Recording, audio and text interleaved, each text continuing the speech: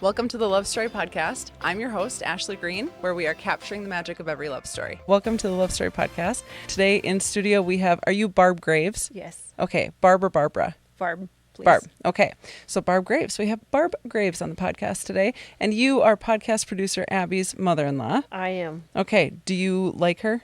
Yes. Okay, good. She's the best. How long have you been Abby's mother? Well, how long have you known Abbey? 10 years? Probably? 15. 15?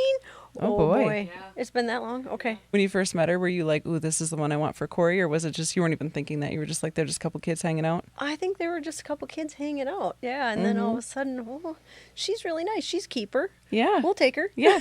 They got serious and you were like, did you have to, when you were having the conversations with Corey, did he like, and Abbey has kind of mentioned that he's very just like tight-lipped, close to the chest, whatever. Did he say anything that he was like, this is the one, I'm going to marry her, or anything like that? Have any of those conversations? No, not until, I think after I had my breast cancer, I think he kind of, we had a little bit more in-depth conversation about life and, you know, like, tomorrow's not promised to anybody, so it might not be a bad idea to put a ring on it. Yeah, lock this one down. Yeah. She's a keeper. Well, perfect. I'm excited to have Abbey and Corey on. Is Corey your only child, or do you? I have a daughter, Brianna. Okay. And your late husband, what was his name? Curt. Curt. Okay. And how long has it been that you have been now? Do you prefer to consider yourself a widow? Is that like? Yeah. Okay. So how long have you been widowed? About 4.5 years. Okay. So let's go all the way back to the beginning. And since he's not here to verify anything, the story can be whatever you want to make it. Make it whatever I want. Oh boy. How did you and Curt meet? We're in high school together, and so we were high school sweethearts. Okay. And we went to prom together in '82, and that's kind of where it all began. Okay. And what was the theme of prom? Oh boy, I don't think there was a theme back then. Just dance and don't drink too much. Yes. Yep. And everybody left early, and we all went out to the movie theater, and the outdoor movie theater. Oh, and fun. We probably drank way too much. Yeah. That's just what you did. Nobody stayed at prom. We all got dressed up, went out to eat, and did the grand march, and then pretty much everybody left. And that is the reason why they lock you down at prom now. So nobody, we don't want you to leave. Stay here and party. Go home safe. Yep, be safe. Were you guys in the same grade? Yes. At what point in high school did you start dating? When we were juniors, he was a wrestler and a football player, and I was a cheerleader. So we kind of got to know each other that way. Match made in heaven, that one. Yeah. Nice hot bod. He was in really good shape, and he was a good wrestler and played football, and we got to know each other that way. So did he ask you out, or was it just everybody just kind of starts hanging out as friends, and then you guys just kind of naturally moved on from there? We kind of hung out as friends because we had a good friend group that were always together, and then we would go fishing and do things like that. And then, I don't know how it kind of evolved into let's go out on a date. Back then it was different. Yeah, you have to, you're not necking right away in the back of a car. Yeah, no. Was this in Long Prairie also? Long Prairie, yeah. Okay, so nice little country romance. What school is that out there? School district? Long Prairie. Okay, so it's its own school. Was it a big class? We had 123 that we graduated with. So, it was a big class compared to now. There's 60, 70 kids. Right. I was just at the Holding Ford 2005 class reunion last night. Oh. It was not mine. It was my boyfriend's class reunion, and I think they graduated with 90 kids. Yeah. 20 years ago. Yeah, it was That's a small lot. little party. Yeah. Yeah. Okay, so you guys meet, you're hanging out, you're doing the thing. He's a wrestler, you're a cheerleader, and then you just kind of started, eventually just kind of slowly turned into a dating relationship. Okay. Did your parents like him right away? Yes. Okay. Did you like his parents? Yeah, we did a lot of work out on the farm together because that Sure. was about the only way that you could see him because he was either wrestling or in practice for football and school. And they milked cows back then, and they also farmed the land. So it was well, if you want to come see me, you have to Yeah, just come milk a cow with me. Come milk the cows and do the farm work. Sure. Okay. So then how long, when you guys were kind of dating and stuff, was it did you know right away that he was going to be the one? Yeah, I figured that he was the one. Yeah. And we had talked about getting married, and he was more let's hurry up and get married. I'm like, no, we got to wait. Yeah. You know, like, let's save our money. And a lot of kids in the 80s, you know, when you graduate, everybody was getting married and having babies. And that wasn't us. We decided we wanted to be a couple before we were a group. Okay. So we like to travel, and we went to Texas a couple times and Arizona and just traveled because he was a seasonal worker and I worked at the hospital. We would just take off and take our Bronco too, and we'd head wherever the road led us to. Have fun. And Curt's grandma lived down in Arizona at that time, so we would go down and see her. You know, I wouldn't want my kids doing that, but we did. I know, isn't it crazy? And our parents Yes. didn't think any the wiser. So And they didn't have cell phones. And you had an atlas to Yep. figure out how to get there. Yep, there was none of that stuff. So Yeah. and we made it there, and there might have been a few fights about going the wrong way or doing something wrong, but you know, it was a different time and it was a lot of fun. Yeah. So do you remember, if you put yourself back into high school Barb brain, do you remember who said the L word first? Boy, I don't. I suppose I probably should, but I don't know. First kiss? Oh, that was him. Yeah. Yeah, that was him. Couldn't wait to get his lips on you. Yeah. Yeah, that was him. Okay. And then, so then you guys would have graduated what year? 83. 83. Okay. Did you go to both proms? 82 and 83? Yes, 82 and 83 we went together. Okay. And then you graduated, and did he know what he wanted to be after he graduated? Yes. What he wanted to do? He went into road construction because that's what his family was in. Okay. So Okay. he went like 2 days after we graduated. He was working full-time job Okay. for road construction, Starry Construction, which was his grandma's company at the time. And I worked at the hospital in dietary, and we just lived at home and, you know, saved as much money as what we could before we got married. Okay.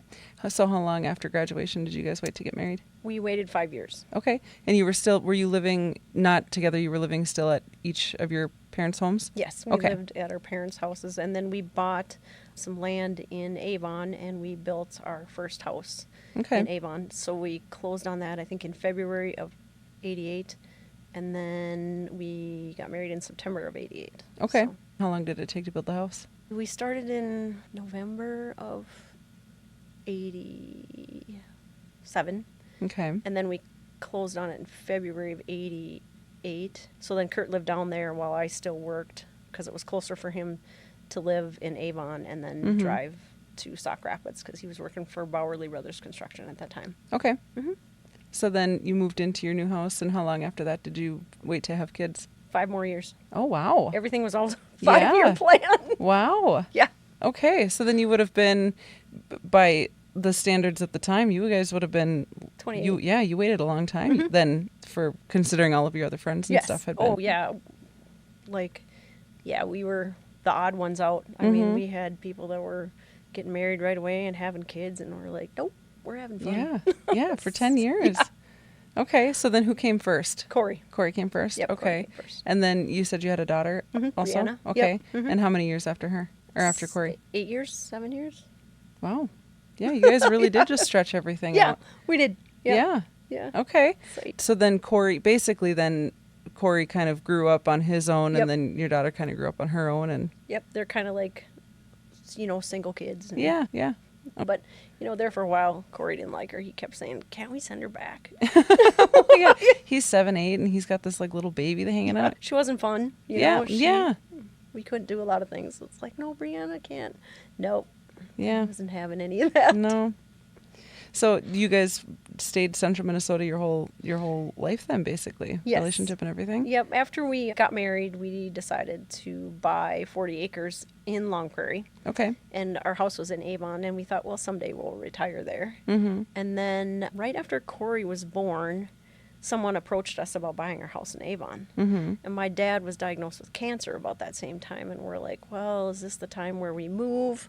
Do we sell the house? You know, we can always build up there on our 40 acres. Mm-hmm. And it was a joint decision. We thought, well, this is probably the time to move, and it's best. And Curt worked all over the state of Minnesota, so it didn't really matter Sure. where he lived. I worked at Avon State Bank at that time, and we just decided, well, this is the time to do it before, you know, he would get older and get in school, and it was just made sense then. So we sold our house, and then we lived in Curt's grandma's house for 6 months while our house was being built. So that we moved in there in September '94, Okay. And that's where I still live today. So then when you guys were planning the wedding and all of that kind of stuff, what was your wedding like? Oh, it was pretty big, I think. We had lots of friends and family in it, and I think I had five attendants. Mm-hmm. Yeah, so it was a big Catholic wedding. Yeah. And all up in Long Prairie? Yes. Okay. So, and then the reception? The reception was supposed to be at Country Hearthside, but that burnt right before we were going to get married. So then we had to all of a sudden hurry up and switch and find a different venue. Yeah. So then we had it over in Nelson. It was what was it called? I can't even remember what it was. It's like right in Nelson there. It's a car dealership now. Okay. So what were some highlights from the wedding? Do you remember any? Did you get like a video or anything of it? Yeah, we have it on VHS. He had a top hat? Oh yeah, he had a top hat. That's right. I dug it out when Corey and Abbey got engaged. It's like, oh, this is the top hat that your dad wore. They had a lot of fun as we're getting ready. All the guys were drunk. Mm-hmm. It's just like, you know what? Can't you just behave? We walked up and the priest is there, and then Curt has his top hat on, and the priest has to come over and tell him, you need to put the top hat underneath your chair. So yeah, he was always pushing the envelope. Yeah. You know, okay. he was one of them. So why the top hat? Did he feel like he looked really good in a top hat? I think so. And maybe he was trying to cover up. He was pretty much bald. I don't know. Did all the groomsmen too have top hats? No, Curt just was the only one. Okay. Mm-hmm. Bow tie also? Yes. Okay. Top hat and a bow tie. All right. I like his style. What was your dress like? It was long sleeve because we got married in September, and it had a high neckline, kind of fitted. Mm-hmm. Yeah. And do you remember what your flowers were? They were fake. Okay. And we had like peach and teal green were our colors. That sounds very 80s. Yep. Mm-hmm. Those were the colors that were in at that time. Mm-hmm. So, yeah. Okay, so then you have this wild party afterwards. Do you remember what you ate and anything like that? I'm pretty sure it was chicken and ham. See, that's what I think is so funny about stuff when people are spending all this money on the wedding and all of that kind of stuff. It's like, just do the fun details that you want, the things that you really care about, because, yeah, people, for the most part, you're not going to remember. People don't care. Right. Just have a good time. Mm-hmm. Yeah. Okay, so you got married. Yep, He had a top hat. Mm-hmm. Did Corey wear the top hat at his wedding? No. Abby's very sad. that Abby's like, Corey- no, yeah. no. I have one picture of him at our house with it on, but that was about it. He couldn't quite pull off the look like Curt did. Was he a tall man? No. No? Pretty I feel short. Okay, well, I guess maybe it takes a short, charismatic man to be able to pull off a top hat. I think so. How would you have described him? What type of personality did he have? He was kind of quiet until you get to know him, and then he gets kind of, opens up a little bit more. Sure. He was kind of had a sense of humor and was always kind of pranking people. Oh, okay. What kind of pranks? Because pranks can be like fun and everybody laughs, or pranks can be mean. No, he wasn't mean at all, but he was always like, he was going to get the last laugh in. Wouldn't you say, Abby? Yeah. Yeah. Easter eggs. Did he do something with Easter It eggs? just always hit him so complex. Oh, yes. Yeah, the Easter baskets were always crazy. He liked that. Was April Fool's his favorite holiday? Did he do that? No, not so much April Fool's. Just he liked to mess with the kids a lot, and he could pull some pretty good ones. I know one time he told me, we had an old truck, and he told me one time, called me and told me that the wheel fell off the truck. Okay. And it was Brianna and my husband, and they were in town or whatever, and I'm like, you gotta be kidding me. So I'm getting in the car and I'm getting ready to go, and I'm thinking, what the heck happened, and oh, it's just a joke. I'm like, that is not even funny. That is mean. Because I'm thinking, what happened? Are they okay? And yeah, he just kind of had a sick sense of humor. And like he that. looped Brianna into it too. Oh yeah, so she was. Mm-hmm. She fell right into it too, and they were laughing at it. This is sick. Like, this is not funny. I was genuinely worried about you. I was. So I'm like, it's game on now. What kind of did you prank him back? I didn't, but I probably should have. That's jump scares are my favorite. That's because it's so easy, and you can just lurk around a corner real quick and then jump out at somebody, and yeah. My brother used to do that, and man, I wanted to belt him every time. It's easy. You don't need any props to get the good jump scare. Yeah, no. I should have did that to him. I was too nice. Yes, yeah. That's usually how it happens. I feel like it's the balance, the nice girl and the prankster boy. Mm-hmm. Yep. Because you can't have two pranksters in a relationship because No. then you'll never get anything done. That's right. Welcome to Green Thumb Etc., home of custom furniture upholstery, designer floral, and exclusive giftware. Do you need to find a gift for that crazy aunt that has everything? You'll find it at Green Thumb. Do you have grandma's old chair that nobody wants anymore, but you just don't have a heart to throw away? I can upholster it for you. Or do you need flowers for someone to say, I'm sorry, or to say, I love you? You can find that here too. Come on down to the corner of 7th and St. Germain in downtown St. Cloud, and you can shop to your weirdo heart's content. Find us online at greenthumbetcetera.com, Facebook or Instagram at greenthumbetcetera. At this point, you're already familiar with the way the Love Story podcast operates. However, there are some stories that can't be told on the Love Story that need to be told after dark. So we started Love Story After Dark, a podcast that you can get bonus content on Patreon. There's all sorts of bonus content that you can find on Patreon: audio, video, special swag, all kinds of stuff. So if you're looking at just wanting to get the audio of the Love Story After Dark, that's $5 a month. If you want to get audio and video, $10 a month. If you want to be a part of the sticker club and get exclusive sticker swag, that's $25 a month. And for $50 a month, you can get the elite bonus merch. However, you don't have to pay any money to just get exclusive clips from any of our After Dark episodes. Get yourself added to the email list so you can get notifications for when new content drops for the Love Story podcast After Dark. So you get married, you have this wedding, you do all of that stuff, and then another 5 years later you start having kids, and you bought a house and sold a house, and now built a house, sold a house, built another house. Was the point of the 40 acres to, were you guys going to be farmers? Was that part of it? No, I think it was just so we would have a place to hunt. Sure. You know, if Curt's mom and dad ever would sell their place, we would always have somewhere to hunt on. And back then, land was really cheap. Yeah. We scored a good deal, and it was on a tarred road, and it just seemed like a really good investment. Sure. At that time, and we could afford it, so what the Yeah, heck? So it was a good idea. Yeah. And so you're out there, do you still have the whole 40, or did you break it off? No, I still have the whole 40. Okay.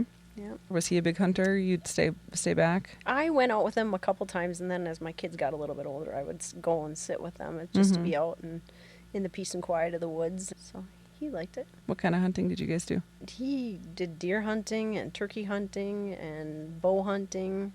Wow. Muzzleloader. So basically from now till the end of the year was a new hunting season. Yep. Okay. If he wasn't working, he would try to get out and do that. Sure. So then as you're out, you're living on your house, you're 40 acres doing the hunting and raising kids and all of that kind of stuff. What's kind of any highlights, anything that was kind of going on at that time, or was it a pretty just kind of quiet?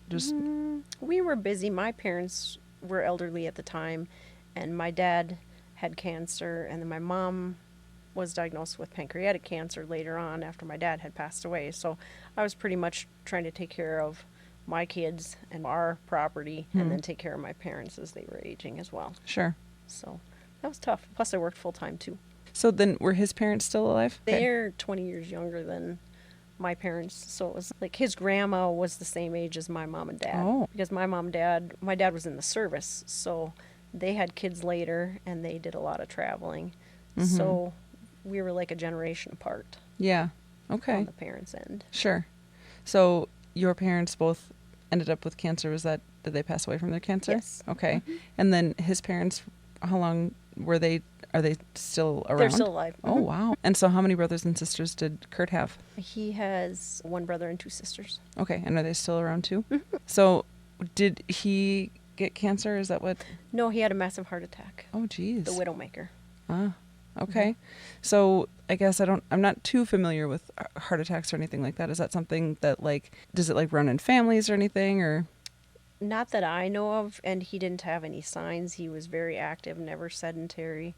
He was in overall good health. I mean, he just had his DOT card done, and he was good. You know, he worked road construction for many years, so his body was beat up, from all the hard work. But, we never saw any signs of any type of heart trouble. So what was that like, if you don't mind me asking? Well, I remember the day that he died just like it was yesterday. I work between the two schools in Long Prairie. So I was switching schools and I saw him on the road. So I called and I talked to him for a few minutes and just said, what are you doing? He was going to town and he was going to get some stuff for supper and he told me what he was going to make. And I was kind of working, or was this off He season? was laid off. Yep. Okay. Yep. It was in March. So we talked about what we were going to have for supper and I said, okay, I got to get going. I'm at the other school. And he said, yep. See you later. I got home from work. He wasn't around, but I thought, well, he's probably down by his cows or he's out in the woods somewhere doing something. He was probably busy. And then my daughter came home at about 5 o'clock and I just thought, have you seen your dad? And she's like, no, I haven't. How old are the kids at this point? Let's see, how old is Brianna? 20? And was she still living at home? Yep, she still lived at home with me. Okay. With us, I should say. And Corey was out of the house by then. He had his own house. And so I was able to, we started to try to figure out where he was. So we were doing process of elimination. Are all the vehicles here? Yep. Are you starting to panic at this point, or are you just thinking, and he would have had a cell phone, so you wouldn't have been able to get a hold of him that way, so you can't track him down. Yep. I called his cell phone and he didn't answer. Brianna went outside and started looking around, and Derek, her boyfriend at the time, came and we started to look. And he's a prankster, so this could be anything at this point. And we started calling the neighbors. It's like, okay, he could have went down and helped a neighbor, and they would have came and picked him up. So we made a couple phone calls that way, and then we tried to get a hold of his parents, and we couldn't get a hold of them on the phone. And then Brianna and Derek were headed over to my in-laws to see if maybe he was over there, because they don't live very far from where we do. And then I remembered I could ping his phone from mine. I called Brianna and I said, Dad's phone is in the woods. And I said, you guys might as well come back. And then she told me at that time, she goes, don't go out there alone, Mom. Oh, God. So that was that. And I thought, you know what, I'm going to go. What prompted her to say that? Just I don't because know. she was you just never know? I think she had a bad feeling, and so did I at that point. So I walked out in the woods, and I'm not really good with where I was walking, and I was upset. Brianna and Derek had come, and they had our ranger, I think. They were coming down the trail, and then they found me, and Derek looked at it, and he goes, well, we're going the wrong way. So then he drove right up to him, and we found him, and he was basically just had dropped over, face planted into the ground, and that was it. He was passed away already, but then we got on the phone, and Brianna called 911, and then Derek had to do CPR on him. And then I went up to the house to try to be there for the EMS to show them where he was. And so it was pretty scary. So in a situation like that, you really do everybody is going to have some point in their life where they know what they do in a crisis or something like that. And so how was everyone acting? Was it just kind of was it stoic and everyone just kind of is walking around and doing what needs to do? Is there a lot of kind of commotion happening? There was a lot of commotion going on because, we're all in shock, and Derek's listening, doing CPR with the help of the first responder. And the first responder told him do it, even though everybody kind of knew, but they were like, do it, you have to do it. Okay. And they had to keep doing it. And then I think the police department came first, and then the fire and ambulance came, and then they took over for Derek, and they had to keep, working on him. And then they took him to the hospital, and then they continued to work on him, which seemed like forever.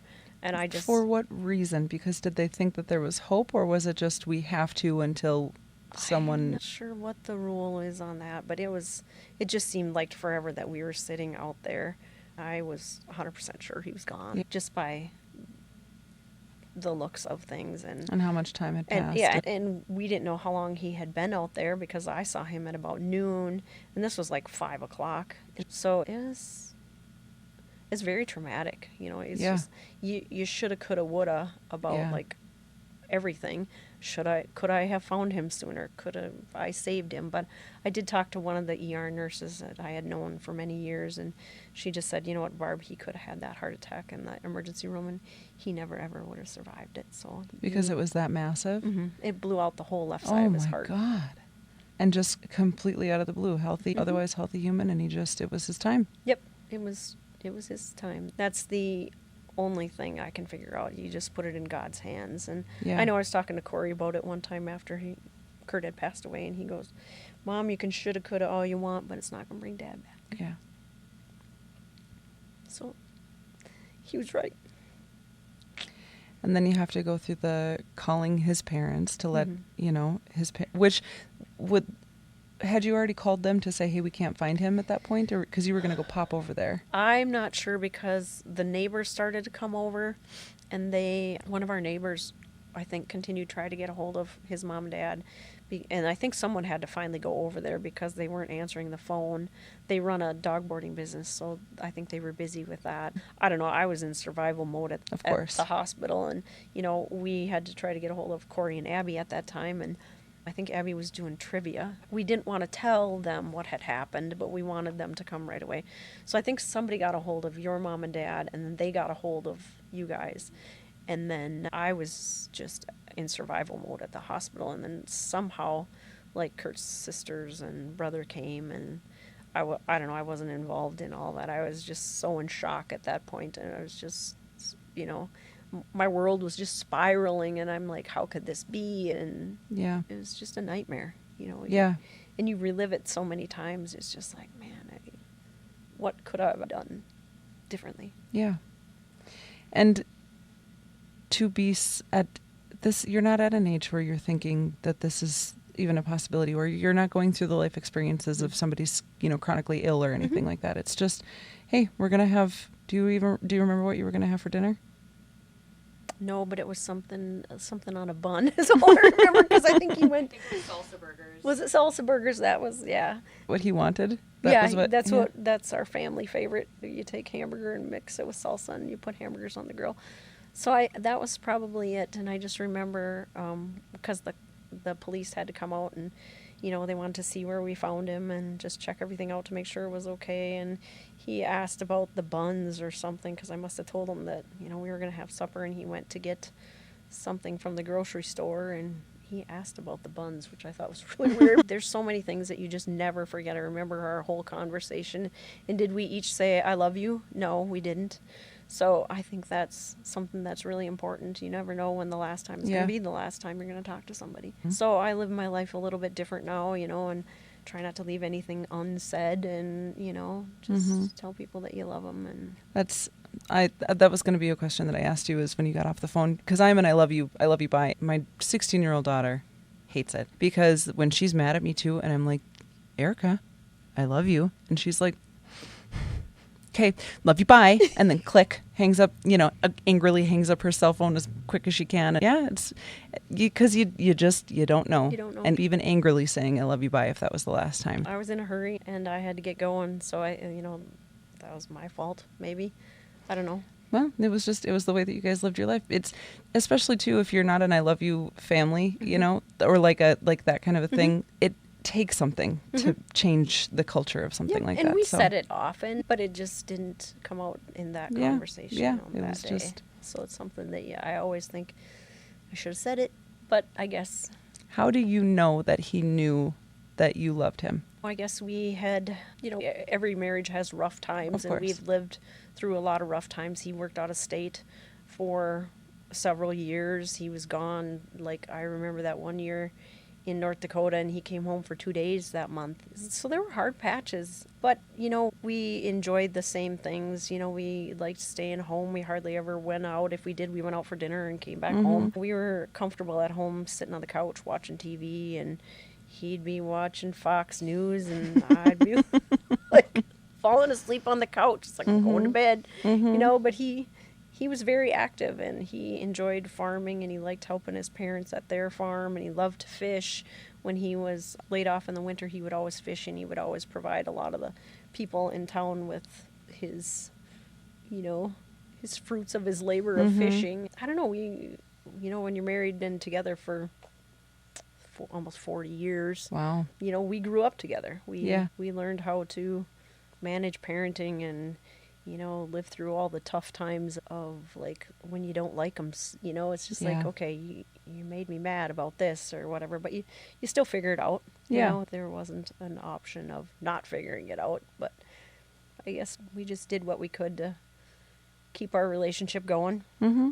Was he like a gift giver? How did he show that he loved you? He would, but I think he recruited Brianna a lot on that, and let's go get this, or he'd be the person that the grocery store on Valentine's Day going to get a card. And it's like, Valentine's Day is always the same day of the year. Could you get it a little bit earlier? I have said that if I've said that once, I've said it 1,000 times. Valentine's Day doesn't change. It's not Thanksgiving, buddy. Yep. It's the same every year. Yeah. So he was unique that way. He was always waiting until the last day to go in and get it. And yeah, but he'd buy me flowers and, different things. And when you've been together that long, it's like, I don't know, you get what you want, I'll get what I want. And we'll say it was a gift. Yep. Yeah. Mm-hmm. Was he a like, you're beautiful today, Barb? Was he a words guy? No. No? Was he I'll clean up the table after, like I'll like the service, I'll just kind of tidy up? And we did that together. Yeah. Like he would cook. I would always cook for him when he was on the road. Mm-hmm. And then when I was working, he would usually have supper started. And then we would clean up together. So just a partnership. Yeah, it was a team effort on a lot of things. And we burnt wood and we would cut wood together and,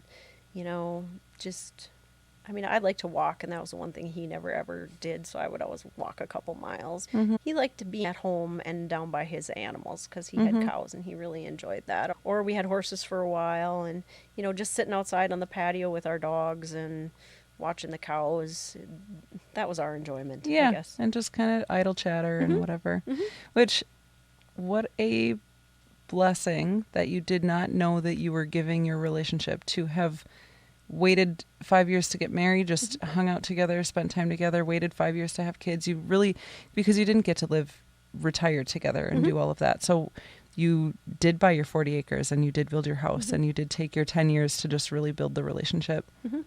Yeah, we were very regimented. It's like, okay, this is our goal. This is what we're going to do, and we were always on like a 5-year, 10-year plan. And before he passed away, we had gone to a financial advisor and, everybody had like, well, this IRA here and this investment here. And we kind of just consolidated a lot of it, and it made it a lot easier when he had passed away. That was a godsend. Sometimes things happen for a reason, and I have to think that, something told us that we should go and do this and get things all in order. So it made it easier for me to move forward.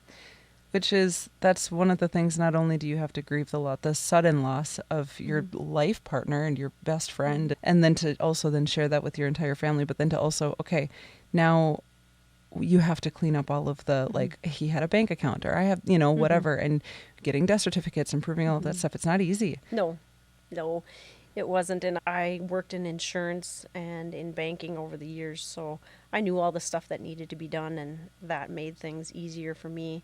But it's still the process of doing it all. And, I just can't tell people enough that, make sure you get your will done, and make sure your co-signers on accounts, and that you don't have an account where you can't get access to the money if it's a joint account, because it just makes things really hard. Yeah. And there's so many things to think about. And make sure you have life insurance. And, people don't believe in that, but at some point somebody's going to need it. And make sure that beneficiary is updated, because I've spoke to a couple different widows that are really good friends of mine. One of them was married and he got divorced and remarried, and he didn't change the beneficiary. Yikes. So that makes it tough for the spouse when it goes to someone else. Mm-hmm. So there's a lot of lessons to be learned from going through something like this. And, at 55, we were planning retirement maybe in 10 years. I didn't think I would be planning a funeral. Right. And we didn't talk about that. And I guess I always thought that I would be the one to pass away first because I had breast cancer. Well, yeah. So I thought, and I always told Brianna, this is where this is, because if something happens to me, Dad's going to need your help. Oh. Dad's going to need to know this stuff. So it was me telling her that, you're going to have to maybe help with this someday. Never, ever thought it would be the other way around. How long ago did you have breast cancer? 19. Okay. So I'm 6 years out. So you had breast cancer, and then it was your kind of in your own mind of like, yep, anything can happen to me at any time.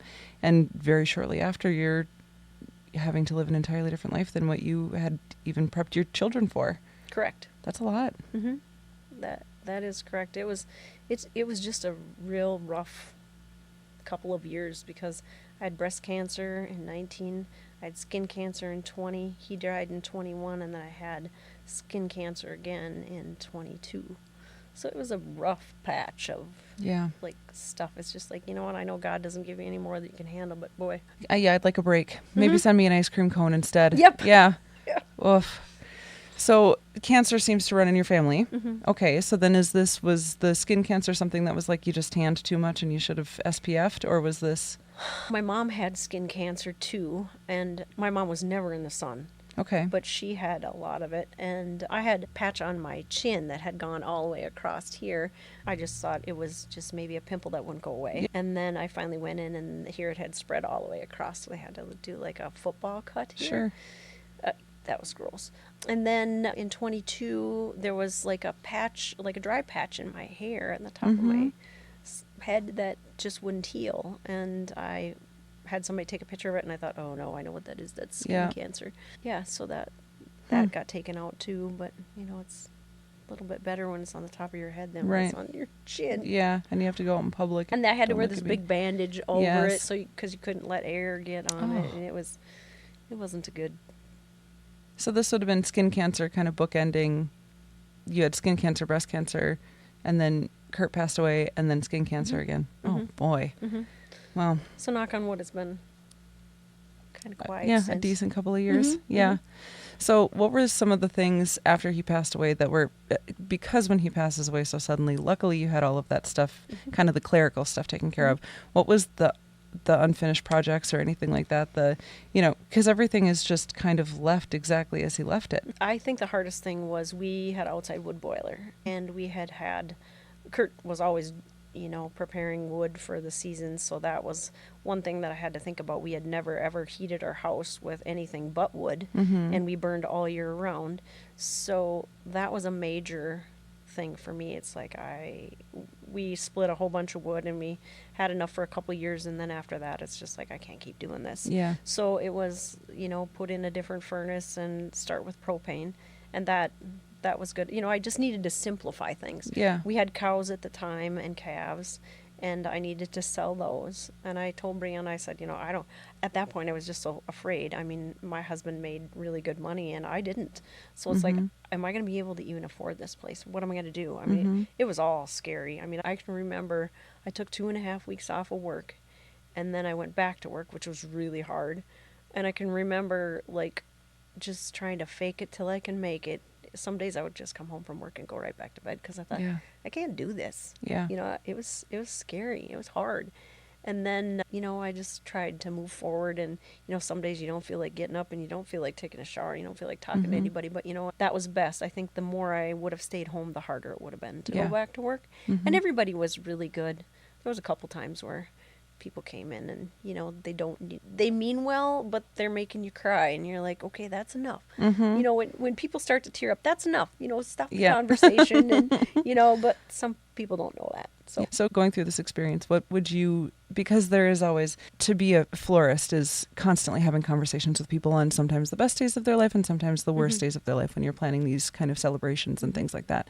And a lot of people are just, a lot of the thing that I hear over and over again is just, I can't keep hearing, I'm sorry to hear that, or I'm so sorry for your loss, or, things like that, where it's just, but nobody else really knows what to say. So now that you've gone through it, what would you like people to kind of, and everybody is different, of course, but just from your experience, what is it that you're like, maybe, here's what I would say. I would say, how are you today? Okay. Because it's a daily deal. Sure. Some days are good and some days are not so good. And I have some widowed friends at work, and I can just look at them and say, what, today's a crappy day. Yeah. And today's his birthday, and that's hard. Leading up to any of our anniversary's in a couple weeks, I can already sense that. Yeah. And, you think you're doing okay, and then all of a sudden, you're not doing so good. Yeah. And I've heard that from a couple other widow friends that you don't realize that you're not feeling quite right. And then you realize, oh, it's our anniversary, or this is right around the corner, the anniversary of his death too. It's just debilitating sometimes. And you think it's going to get better. It's going to get better. And some days you can make it through and those days are okay. And then sometimes you're just like, can't do it today. You just want to crawl back in bed and say, I'm not going today. But yeah. I have always gone to work, and I've always tried to make it look like everything's okay. Well, and the thing with that too is, unless you've experienced, and the loss of a of a life partner is something that is like, that's, you don't expect to lose your kids. You expect to someday lose your partner, but you don't expect to do it. It just feels like life is never going to end. You know, everybody just kind of, you're just going to keep waking up and going, especially when you're still so vital, you know, and when he was so vital. So it is, like you said, a traumatic thing to have happen. And then because grief is so constantly just kind of a moving target, nobody else lost a husband that day, just you. So then for everybody else, it's just, you know, Barb's kind of being a little off today or whatever. Nobody's thinking about themselves. And so it does feel a little bit like, God, didn't that happen like 5 years? Move on, you know? And there is no one path through for anybody. No, and I've talked to several different widows, and you know, we were just talking the other day. I met a new widow, and I talked to her about widow brain because, you know, there's some things that are in your mind and you just can't think of them. And that's what it is. It's all the stress of being a widow. Your mind never shuts off. I mean, it can be so exhausted. And I think, you know what, today I'm coming home from work and I'm going back to bed because I am just tired. And then you finish on with your rest of your day. You think, I'm tired, I'm going to go to bed. And then all of a sudden your mind starts. So a lot of times I'm at work and I'm in meetings and I'm yawning. And one of my bosses gives me crap about yawning. It's like, you know what? I'm tired because my mind never shuts off. Yeah. It's just who I am. I sit down and I'm tired. Yeah. And I start to yawn. And if there would be a switch where you could turn off your brain, it'd be fabulous. But I'm just not able to do that. That's when it kicks into overdrive because you just think, you know, what does the future look like? Am I going to be able to live here and how long? And, you know, it's a lot of work to keep up, you know, all of that. And I mow a lot of yard and, you know, I have a little cleaning business on the side. And, you know, I like to be busy. And it's good that I am busy because sometimes the four walls of the house just like close in on you. It's like, I got to get out of here. Yeah. Was it difficult to like kind of clean out the house and move out some of his stuff, or have you not done that yet? Or no, I did it. I did go through his stuff, and you know, there's certain things that I kept and will always keep. We did have some teddy bears made and some blankets made, and you know, I have some of his favorite clothes that I just won't ever get rid of. So yeah, I did that. I know it's hard for some people, but for me, it was, I needed to keep busy. I couldn't just sit still. I had, you know, really good friends that came over and pitched in, and the kids came, and you know, we cleaned up what we could, and we had lots of laughs about some of the things we found. And you know, my husband was funny because he never ever wanted me to know that he would chew snuff, and we all knew. But when he died, we found the stash of his snuff that was in one of our snowmobiles.